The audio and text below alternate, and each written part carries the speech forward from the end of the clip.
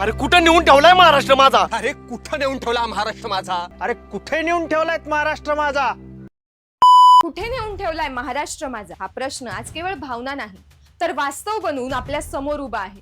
मागील काही दिवसांपासून राज्यात जे काही घडत आहे ते पाहिल्यावर महाराष्ट्राची राजकीय परंपरा, संस्कृती आणि मूल्ये यांना काळीमा फासली जाते की काय असंच वाटतं.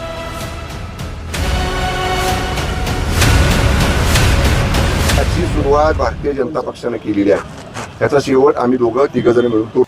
एका बाजूला राज्याचे कॅबिनेट मंत्री नरहरी झिरवाळ यांच्याशी संबंधित वादग्रस्त व्हिडिओ सोशल मीडियावरती व्हायरल होत आहे.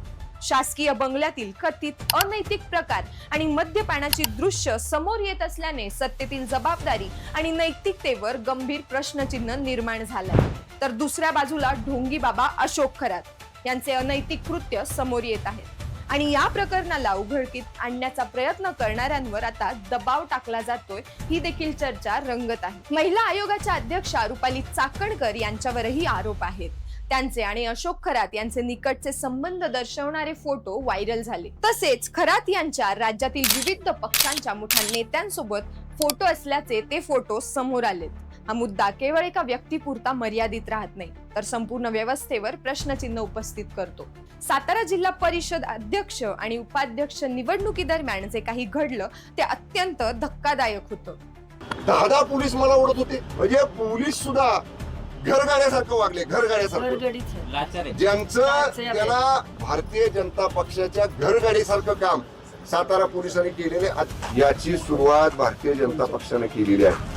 त्याचा शेवट आम्ही दोघं तिघजण मिळून करू. साताऱ्याचे पालकमंत्री शंभूराज देसाई यांच्याशी पोलिसांकडून धक्काबुक्की झाल्याचा आरोप.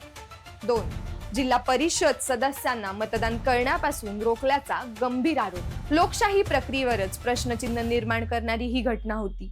या घटनेवर उपमुख्यमंत्री एकनाथ शिंदे यांनी जाहीरपणे नाराजी व्यक्त केली आणि दोषींवर कारवाईची मागणी केली.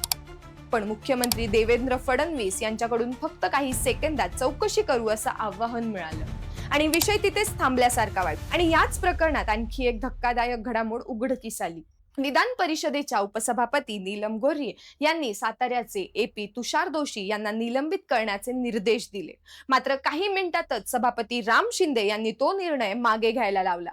ही घटना केवळ प्रशासनातली नव्हती तर विधिमंडळाच्या प्रतिष्ठेला धक्का देणारी होती. आता सर्वात गंभीर आणि संवेदनशील मुद्दा.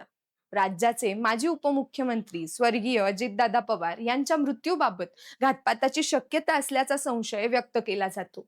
अनेक पुरावे समोर आणले जातात पण आमदार रोहित पवार यांची साधी FIR सुद्धा नोंदवली नाही. मात्र कर्नाटकातील पोलिसांनी FIR नोंदवल्यानंतर महाराष्ट्रातून सहकार्य करण्याऐवजी त्यांच्यावरती प्रश्न उपस्थित केले जातात.